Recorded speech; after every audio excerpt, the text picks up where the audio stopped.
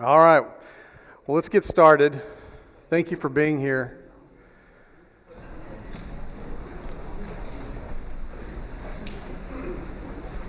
Before we begin tonight, let's start with a word of prayer. Our God and our Father in heaven, we thank you for this night that you've given us, this time to be together. Thank you for this church that we have here, our family, our brothers and sisters. We thank you for putting together the church for us, having a plan for us in this hope of everlasting life. Dear Lord, we're so very grateful and thankful that no matter what happens around us in our world, in our country, in our cities, wherever we're at, you are our God. You will always be our God. And we can always trust in you. Help us to always have that faith and be strong in that faith and share that with others.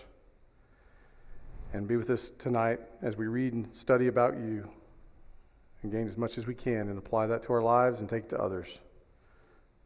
This is our prayer in Jesus' holy name. Amen.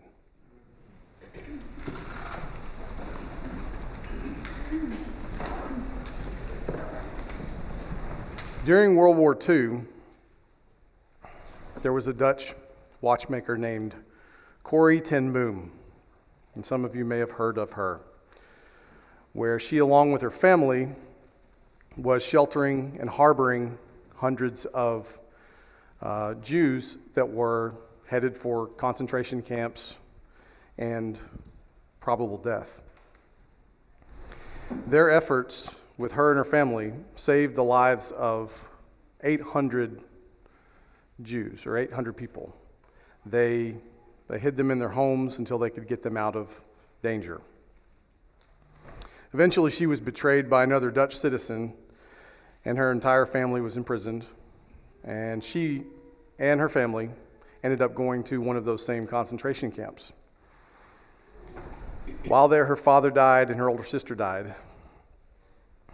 However, Corrie survived to tell her story and to pass on the things, and then she actually helped to teach to others after she got out about Jesus. And I failed to mention, so she was a Christian along with her family.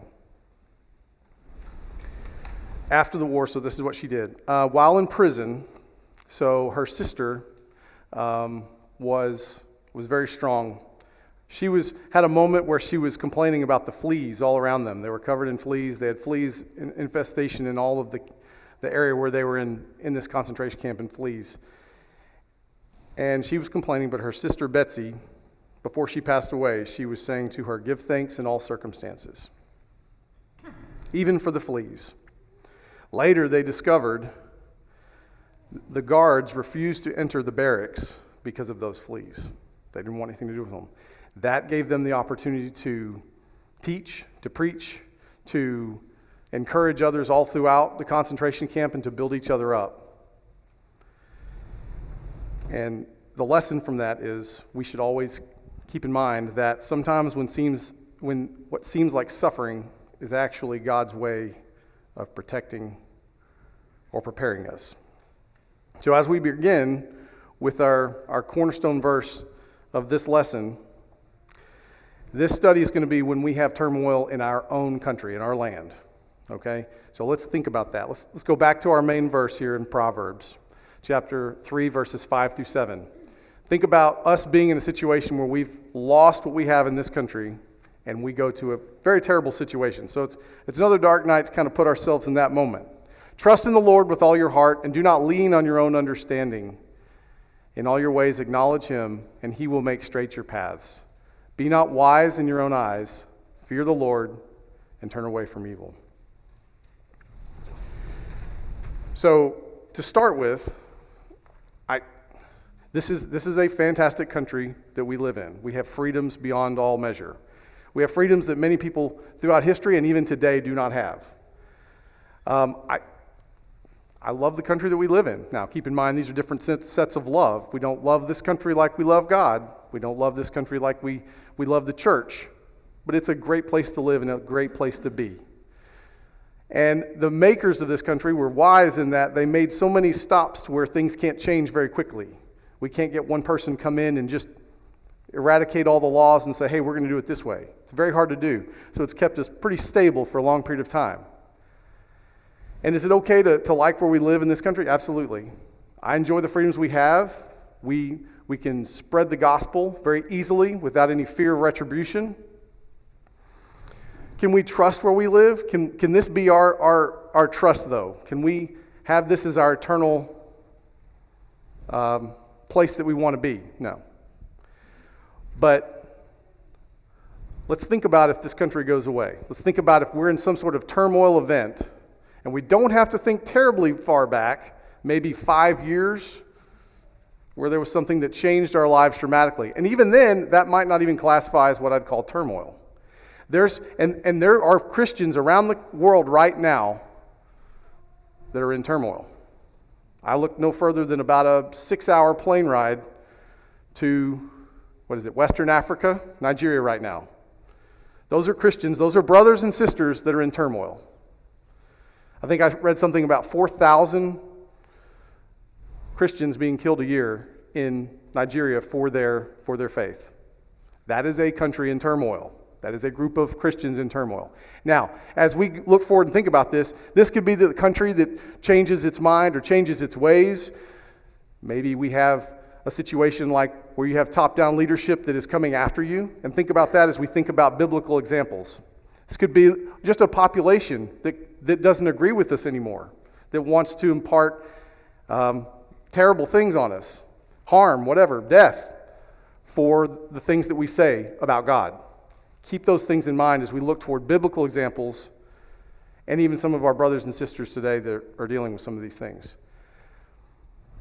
So first of all, before we talk about them, and the reason, again, this is a dark place to go, but the reason we want to do this is because we want to be fully prepared if and when this happens.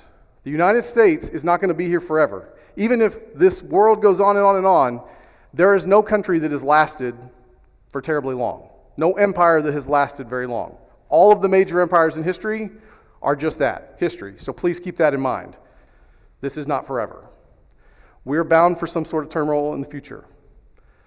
We could have poverty. We could have things like we had in the Great Depression.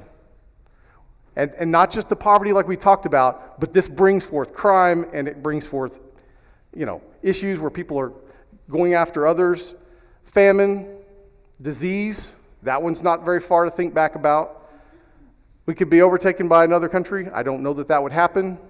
But I think one of the things that could happen is we might have inner conflict, or we could lose entirely all of our moral standard. And I think the last two are probably the most likely for us to think about. Okay?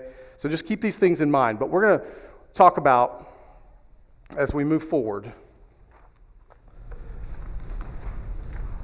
as I mentioned, which countries in history went away? Well, all of them. So keep that in mind as we look forward to not having this country around forever. So keep that in mind. Give some examples. Who are some examples in Scripture where their country turned on them?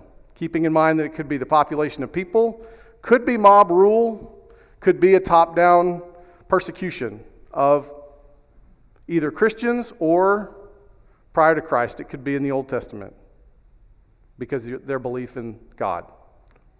Who lived through that, and give some examples of those? Jews under King Persia. Jews in Persia. Yeah.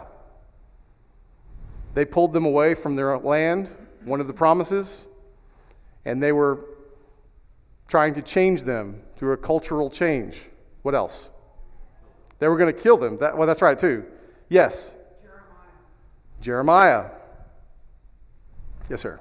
How about the people around Babel before God caused the confusion? That was a huge amount of turmoil. That was a huge amount of turmoil. Nobody could communicate. Yeah. I'll go even one further than that. Prior to that, how about before the time of Noah, or in the time of Noah? What was it? Every thought, every intent of their heart was evil. How often? Continually, all the time. These are the people around Noah. That sounds terrible. That is turmoil in my book. What else? Yes, sir. The Hebrew people in Egypt. The Hebrew people in Egypt, they were put into slavery. Yes, sir. In Daniel, with Belteshazzar, when the Chaldeans got overthrown by Darius, the writing on the wall, it's like that night the kingdom was taken from him. Yeah, there was a level of arrogance that he had, and I don't think they anticipated that it was going to come that night. They weren't ready. Yes. Judges and kings. Yeah, so all the judges and the kings, where they go from oppressed to deliverance, back to God's good graces, back to sin, back to oppression, and just that cycle over and over and over again, just like we do. Who else?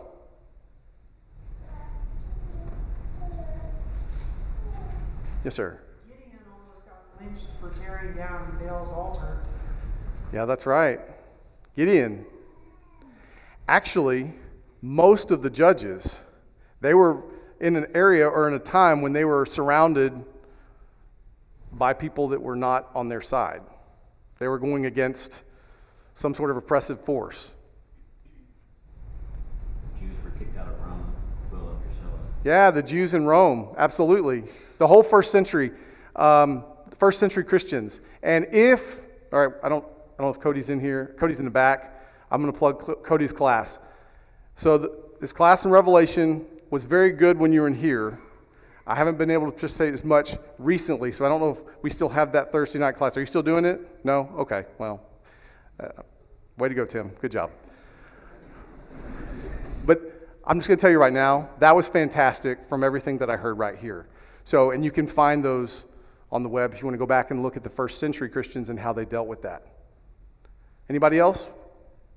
Elijah and the prophets of Baal. Elijah and the prophets of Baal. Elijah was running for his life. Noah, we talked about him. Daniel, Shadrach, Meshach, and Abednego. You mentioned later in Daniel, but yes, multiple times in Daniel, being in Persia. How about the 2 spies versus the 10, and how all of Israel tribes of Israel, turned on them in that moment and wanted to rebel. Wanted to go back to Egypt, actually.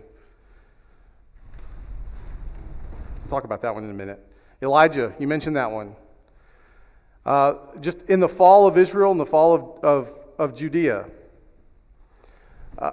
I don't know what kind of remnant was left in Israel. I know that there was no good kings, but there may have been a remnant. And if somebody knows of Scripture supporting that, tell me, because I'm interested to know if there's a remnant of faithful believers in Israel when it fell. But I could see that you're surrounded in a terrible situation.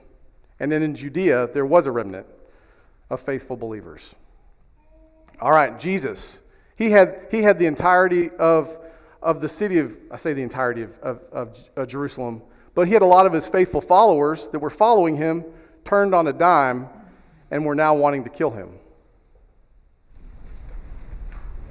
Any of the mobs in Acts that picked up and wanted to stone, hurt, kill, took off brethren, and then, of course, the first century church.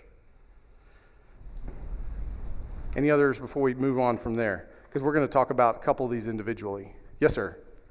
Also think of the Jews in Jerusalem during the Roman occupation and how much that likely changed their perception of what the Messiah was going to do. And so while it's not Christians, obviously, I think maybe that leads to some of the impacts in their interactions with Jesus. Yeah. So the Jews inside of Jerusalem in the first century, during the time of Jesus, but also directly after the time of Jesus, before Jerusalem fell about 40 years later. So those are some ideas of places that are in turmoil. We don't have that, but I tell you what, we need to focus and think about these things because it could be at our doorstep, and what are we going to do when it's here? What's our mindset, and is our heart going to still trust in the Lord and His plan for us when that happens? We have a lot we can learn from these people. Let's turn to Numbers chapter 13. Let's read this account. We're going to read chapter 13, verses 25 through 14:10. I know y'all are turning there. It's lengthy, so I'm going to go ahead and get started in verse 25. In verse 25, it says, "When they returned," this is the spies, "from spying out the land, at the end of 40 days, they proceeded to come to Moses and Aaron and to all the congregation of the sons of Israel in the wilderness of Paran and Kadesh. And they brought back the word to them and all the congregation and showed them the fruit of the land. Thus they told him and said, 'We went in to the land where you sent us, and it certainly does flow with milk and honey, and this is the fruit. Nevertheless, the people who live in the land are strong, and the cities are fortified and very large. And moreover, we saw the descendants of Anak there. Amalek is living in the land of the Negev, and the Hittites and the Jebusites and the Amorites are living in the hill country. And the Canaanites are living by the sea and by the side of the Jordan.' Then," now we're in verse 30, "Caleb quieted the people before Moses and said, 'We should by all means go up and take possession of it, for we shall surely overcome it.' But the men who had gone up with him, 'We are not able to go up against these people, for they are too strong for us.' So they gave out to the sons of Israel bad report to the land which they had spied out, saying, 'The land through which we have gone in spying it out is a land that devours its inhabitants, and all the people who we saw in it are men of great size. There we also saw the Nephilim, the sons of Anak are part of the Nephilim, and we became like grasshoppers in our own sight, and so we were in their sight.'" The people in verse 14 began to rebel. Chapter 14. They heard these reports, and now they're turning on these two men. "Then all the congregation lifted up their voices and cried, and the people wept that night. And all the sons of Israel grumbled against Moses and Aaron and the whole congregation and said to them, 'Would that we had died in the land of Egypt, or would that we had died in this wilderness? And why is the Lord bringing us into this land to fall by the sword? Our wives and our little ones will become plunder. Would it not be better for us to return to Egypt?' So they said to one another, 'Let us appoint a leader and return to Egypt.'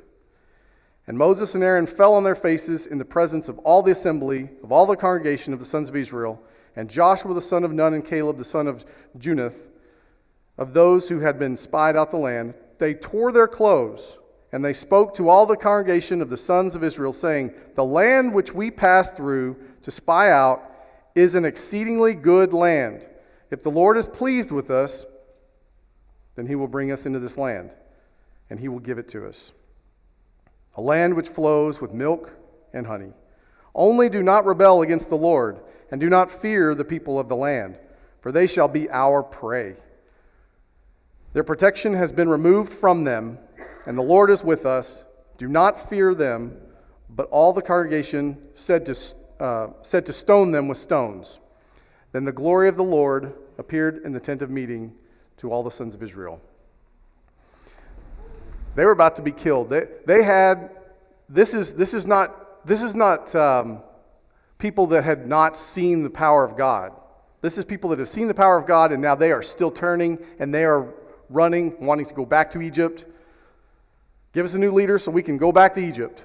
It's better to be killed there than it is to die in the wilderness or to die at the hands of the people in this new land.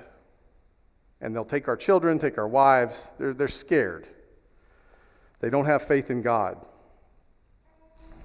So this is a group of people that in the moment, or these two men, they held true to their beliefs. They were, when the people turned on them, they were bold and courageous, as we sing. They feared the Lord. Let's look at another one. Let's look at Daniel.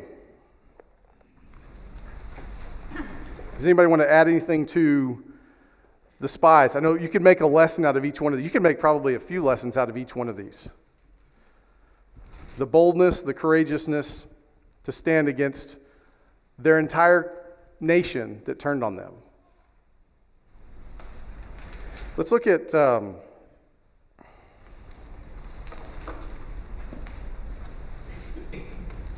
Daniel chapter, hold on just a second. Daniel chapter 1.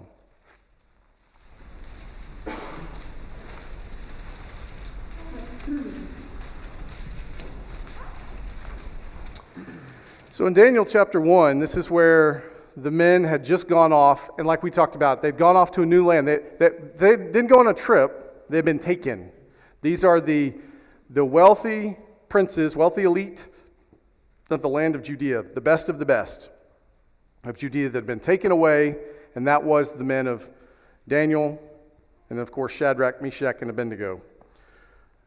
We'll read starting in verse... Let's start in verse 5. So when they got there, of course, we had a visiting preacher who, and I've forgotten his name, he referred to their education as Babylon U. I love that. That was fantastic. Who was it? Jeff Wilson, yes. If you have a chance to go back and look that online, go listen to it. It's fantastic. You can go to Babylon U, get educated in the ways of the Babylonians and the Chaldeans there. So they had 3 years there to do that. That's what was appointed to them. They're wanting to give them culture. They're wanting to educate them. They're wanting to push away their old culture out of their lives. They don't want the Jews to be Jews anymore. They want them to be Babylonians. And they did this with everybody that they conquered. So it wasn't just them. Now, they're in the king's court, and they always took the choicest of men that they could find and put them in the king's court. So in verse 5 it says, "And the king appointed for them a daily ration from the king's choice food from the wine which he drank, and he appointed that they should be educated for 3 years, as he said, Babylon U, at the end of which they were to enter the king's personal service. And now among them was the sons of Judah were Daniel, Hananiah, Mishael, and Azariah. Then the commander of the officials assigned them new names to them. And Daniel he assigned the name of Belshazzar, and Hananiah, Shadrach, and Mishael, Meshach, and Azariah, Abednego. But Daniel made up his mind that he would not defile himself with the king's choice food." I think that is a very, that verse, you can apply to anything that we're talking about here or anything we have talked about in previous lessons. Daniel made up his mind. I don't think he, based on what I'm reading here, I don't think he reacted in that moment and said, this is something that requires forethought and planning on your mind of how you're going to react in this situation. Maybe I'm reading into that, but I don't think so. Daniel knew what he was going to do in this situation. He made up his mind that he would not defile himself with the king's choice food, we're in verse 8, or with the wine which he drank, so that he sought permission from the commander of the officials that he might not defile himself. Now God granted Daniel favor and compassion in the sight of the commander of the officials. And the commander of the officials said to Daniel, "I am afraid of my lord the king, who has appointed your food and your drink." And they may displease the king when they're doing this. This could be a death sentence. "For why should we see your faces looking more haggard than the youths who are your own age? Then you would make me forfeit my head to the king?" But Daniel said to the overseer, who the commander of the officials who had appointed over Daniel, Hananiah, Mishael, and Azariah, "Please test your servants for 10 days, and let us be given some vegetables to eat and water to drink. Then let our appearance be observed in your presence, and the appearance of the youths who are eating the king's choice food, and deal with your servants according to what you see." Again, this could be, and he listened, and he let it play out, and they were much better off. Again, this could have right then and there been a death sentence. They may not even got to the next few chapters where they're faced with a giant golden image that they're supposed to bow down to. That may have never happened, but it did play out the way that it did, where they got a chance. They made up their mind ahead of time. That's what we need to do.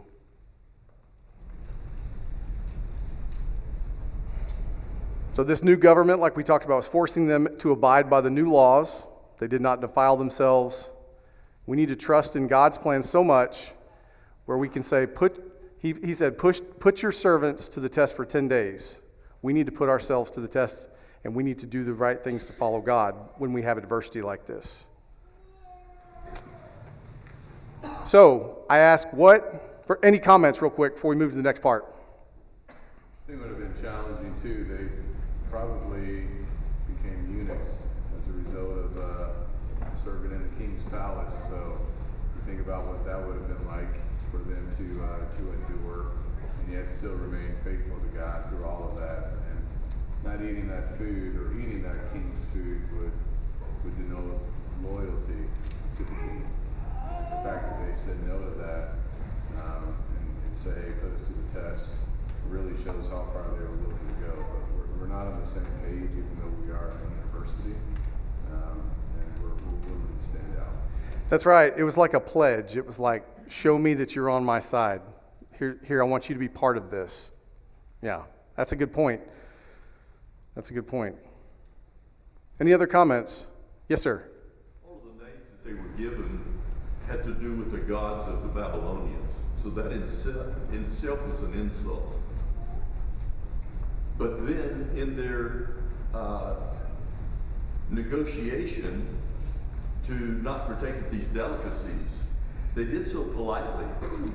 They didn't rebel. They didn't fight. They had enough faith and enough strength to see if they could make some sort of negotiation. And I think that says something about God's people as well. You're exactly right. They didn't cause an uproar. They didn't do anything like that. And they did the same thing when it came to the image later on. It was very politely said, no, we can't do that. And then he came back and he said, he gave him a second chance. He's like, now before I kill you, I mean, paraphrasing, but I'm giving you another chance. And they said, no, we're choosing God instead of you. The names is fascinating. We always refer to them in their Babylonian names. Yeah, I mean, except for Daniel. Maybe we should start a movement to get them back to their original names. I don't know. That's just a thought. Okay. Deal with your servants according to what you see. That's what he told them. So see what you see, and then we'll go from there. Okay, so now I feel like we got to think about this in terms of what do we need to do when we're put in this situation. When we have a country, we have a people that's turned on us as Christians for our faith and is causing us great harm, great persecution. What do we need to do? What is our plan of action? Thoughts? Yes, sir. Well, if we always know the right order, Paul was a Jewish Roman citizen. He used his rights, like in Acts chapter 16, when he was put into prison. But he also knew where his ultimate loyalty lied, and that was his citizenship in heaven, according to Philippians chapter 3. So, he didn't forget about his cultural background. He understood the rights that he had, being a a Roman citizen. But what was always at the front of his decisions was being a Christian. And so we have those same elements today, being a part of this country, our cultural backgrounds, and yet our citizenship ultimately lies in heaven, or is in heaven. And so if we keep the proper order of all of those things, then that will make some of the decisions that we may have to face or will face easier. Yes, we have to keep the Lord our God in front of anything else, and our citizenship does not belong to anywhere except for heaven. That's where we need to plan. And that's where we need to keep our minds, because when it comes time, it's going to be very hard to react. We have to set our minds the way that Daniel, Shadrach, and Meshach, and Abednego did. Yes, ma'am. I think about the cake maker in Colorado, and he politely refused to bake a cake that violated his conscience. And they just drug him through years of turmoil and bankruptcy and all the way up to the highest courts of the land before he was finally vindicated. But he said it in his mind, I'm not going to do that. And he said it nicely, and he referred people to a different bakery. And he still had to go through all of that and turn around and still say, no, I'm still not going to do it. And I think he's still being targeted by people who are trying to still get him in trouble. So we have to know where the line is. Yeah, we're not going to violate our conscience no matter what. And this is not something that happens in faraway lands. This stuff happens here all the time, where our neighbors, our friends, our family can turn on us on a dime because of God. How are we going to handle that? One thing we're going to not do is violate our conscience. Anything else? That's good. Yes, sir. Sometimes we have to set our expectations right. Like Jeremiah, he was instructed to tell Baruch, who had been helping him out, you're not going to get rich out of this. Your reward is going to be that you live. So sometimes we have to set our expectations right. We're not going to necessarily get nice things in this life, but our reward is what God has promised us in eternity. Yes, I agree with that. And I think, for those of you who couldn't hear, set our expectations correctly and understand that we're not going to get everything we want. We can pray for those things that we want, but sometimes those things we want is just not going to happen. I feel like we should pray that the way that, again, Shadrach, Meshach, and Abednego did in Daniel a little bit later on, when they said, and even if God doesn't deliver us, we're still going to follow him. We've set our mind towards that. I think some of the things that we should do, we should trust in God no matter what our situation. We must remain in God's side of this battle. Joshua chapter 1, verse 9. Have I not commanded you? Be strong and courageous. Do not be terrified or dismayed, for the Lord is your God. The Lord your God is with you wherever you go. We should pray. And within our prayers should come a lot of different things. We should pray for, as Jeremiah did in 29 verse 7, pray to the Lord for peace.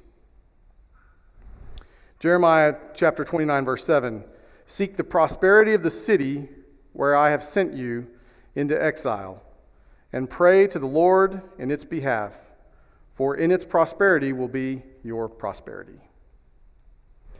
In 1 Timothy chapter 2, verses 1 through 2, I urge you that supplications, prayers, intercessions, and thanksgiving be made for all our people, for kings, and for all who are in high positions, that we may lead a peaceful and quiet life, godly and dignified in every way. Remembering that God will answer our prayers and listen to our prayers no matter what. Psalm chapter 34, verses 17. When the righteous cry for help, the Lord hears and delivers them out of all of their troubles. Now, we may not get deliverance in that moment. We may not get deliverance until eternity, but we will be delivered from our troubles. Verse 18 of that same chapter, the Lord is near to the brokenhearted and saves the crushed in spirit. When you're in this situation, yes, sir. I was going to say, when you're in this situation, are there any verses that tell you how we should act and help to guide you? Because this could be made into a quarter by itself. Yes, sir. Well, you're asking about a verse. I was thinking about evangelism. So the first century church was able to go out into all the world and share the gospel, and it didn't depend upon who was in office or who was the emperor, whoever. I think that's important for us. We don't have to have the perfect, ideal situations of government for us to still carry out our mission, being a part of the kingdom of God. And the gospel was spread very effectively in that first century with people who were ungodly leaders. So one verse that I thought about was Acts chapter 18. Paul has some fear in verse 9. The Lord said to Paul in the night by a vision, do not be afraid any longer, but go on speaking and do not be silent. For I am with you, and no man will attack you in order to harm you, for I have many people in the city. So, he needed encouragement after what he experienced, sharing the gospel in very difficult situations to don't be silent, keep on speaking. So I think that's a good point for us, that no matter what we're going through in the country, it's always an opportunity to go on speaking and not be silent, to share the good news. And I think that's important, of that mindset, no matter who may be in office or majority or whatever the case may be. So I will yes, I think everybody probably heard Ben. He projects pretty well. But I was going to say that I have to commend the saints at West Main Church of Christ. When we moved here in 2020, there was no shutdown. There was still evangelism that was happening. There was no not worshiping. Now, it may have happened in a parking lot. For some of you that are either visitors here or new here, there were parking lot services for I don't even know how long. We came at the tail end of that, but there was no shutdown. There was no not meeting. There was a bullhorn and a change of clothes, I think, for Ben after he got all sweaty, standing on the back of a truck or something. Yes. So, and you still came and you still met. And that's what's fantastic. And Ben, you always do a great job, and at this time you stole my next point. So we need to persuade, no matter what, people to believe the gospel and the power of the gospel. It is the power of God for salvation in Romans 1:16. Persuade others to give up sin and obey the truth. And then persuade them to put their faith in God, not in any one man or any thoughts of man. The psalmist wrote in Psalm 118, it's better to take refuge in the Lord than to trust in man. It's better to take refuge in the Lord than to trust in princes. All right, moving forward. One thing that we have to keep in mind in these types of situations, and again, haven't been there. I didn't serve in the military. I haven't been in places that are war-torn or problematic like this. I know some of you might have, but I'm telling you, this is stuff that I have to really imagine and get myself into and know that God, no matter what, is in control. Lamentations chapter 2, verse 17, the Lord has done what he purposed. The Lord has done what he purposed. He has carried out his word, which he commanded long ago. He has thrown down without pity. He has made the enemy rejoice over you and has exalted the might of your foes. The Lord has done what he purposed. In Psalms chapter 22, verses 27 through 28, all the ends of the earth shall remember and turn to the Lord, and all the families of the nations shall worship before you. For kingship belongs to the Lord, and he rules over the nations. Ecclesiastes chapter 3, verses 17. We're going to read 16 and 17. But moreover, I saw under the sun that the place of justice, even there was wickedness, and in the place of righteousness, even there was wickedness. I said in my heart, God will judge the righteous and the wicked, for there is a time for every matter and for every good work. Daniel chapter 4, verses 37. I praise and exalt and glorify the King of heaven, because everything he does is right, all his ways are just, all those who walk in pride he is able to humble. And then Matthew chapter 25, verses especially 32. So look at that part, but we're going to read 31 through 36. When the Son of Man comes in his glory and all the angels with him, then he will sit on his glorious throne. Before him will be gathered all the nations, and he will separate people from one another as shepherd separates the sheep from the goats. And he will place the sheep on his right, but the goats on his left. Then the king will say to those on his right, come, you who are blessed by my Father, inherit the kingdom prepared for you from the foundation of the world. For I was hungry, and you gave me food. I was thirsty, and you gave me drink. I was a stranger, and you welcomed me. I was naked, and you clothed me. I was sick, and you visited me. I was in prison, and you came to me. We need to remember that he's going to separate us, sheep and goats, righteous and unrighteous. Remember that God is in control, no matter what. In 1 Kings chapter 8, verse 60, it says, let those words of mine with which I have pleaded before the Lord be near to the Lord our God day and night, and may he maintain this cause of his servant and the cause of his people of Israel, as each day requires, that all the peoples of the earth may know that the Lord is God, there is no other. And then Daniel chapter 2, verse 20 through 21. Blessed be the name of God. You can read 20 through 23. But the key to that verse is blessed be the name of God, no matter what. We need to always speak the truth that God is above all others.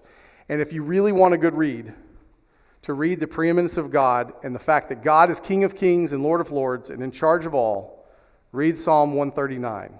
There's a lot of things you can pull out of 139. We won't go there tonight, but that's just for your reference if you want to keep that. Yes, sir. Before you move on from that point, just Yep. Psalm 18, 1 through 3 is a good application of us surrendering to God, knowing that He's in control. It's often a passage that I read before going out on mission. You said Psalm 18? Yes. Mm-hmm. It says, no, Psalm 18. I will love you, O Lord, my strength.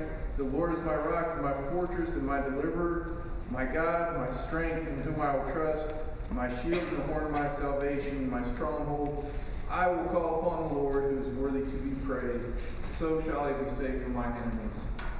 And that is the action of knowing that He is controlled by us saying, He is my fortress. He will protect me from my enemies. That's very good. I'm going to remember that. I remember Psalm 18. So we need to have a peace in God. Lamentations chapter 2, verses 22 through 23. Every morning His mercies are never ending in a world where there's constant change. So there's change all around us. There's change happening. God does not change. Even the things that we say on this earth that are unchangeable will change. One of me and Stacy's favorite places to go is Yellowstone. Go to see Old Faithful. Old Faithful will stop being faithful at some point. May even happen in our lifetime. Who knows? Geysers are very unpredictable. They could change very quickly. And even though it's faithful, it still doesn't go, it's not even to the minute. It's off by 10, 15 minutes sometimes. The sun setting in the west and rising in the east, that's not going to change, not till the end, but that will change one day. We also need to have an eternal perspective. So keep in mind some of these verses. Matthew 6. We won't go through these, but I'm just going to walk through them. Paul talked about momentarily having affliction for troubles. And Paul said this. And so think about that. That's a person who experienced all the troubles. He talked about being shipwrecked and beaten and adrift at sea and all the things. And he said, well, that's just momentarily. That's not even a long thing. That's momentary affliction. Have an eternal perspective. Life is full of sorrow and suffering, but is short and fleeting. Please keep that in mind. So, as we conclude, we got a couple minutes. Keep these things in mind. So when our country is in turmoil, when we have huge problems, whatever they may be, we need to keep in mind that this provides us with a great opportunity. As we're teaching and preaching, as we are righteous in all the things that we do, we are going to stand out. And we're going to stand out even more under trials. Keep that in mind. It's hard. The city that's set on the hill will be a little bit higher. The light will be a little brighter, and the salt will be a little saltier under these trials. I think of Paul and Silas when they were singing in the prison. Ben referenced Acts 16 earlier. In Philippi, they're thrown in prison. There was an earthquake, and the jailer was about to kill himself because that's a death sentence in Rome. If your prisoners escaped, he thought they were gone. Paul said, nope, we're all here. And it resulted in he and his entire family being added to the faith.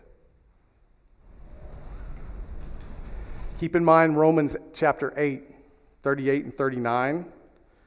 And I know we've got to go, but I'm going to read these real quick. But in all these things, we overwhelmingly conquer him, through him who loved us.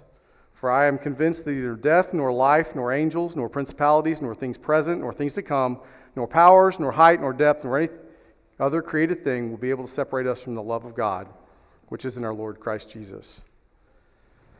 Let us be sure that we remain faithful to him no matter what happens in our world around us. Thank you for your comments. Thank you for your attention. Next week, we're going to talk about trusting in the Lord in the midst of suffering. And I know some of these start to run together, so we're going to pay a little extra attention to how we can support and help each other in the midst of the suffering so that we remain faithful to our God. Thank you very much.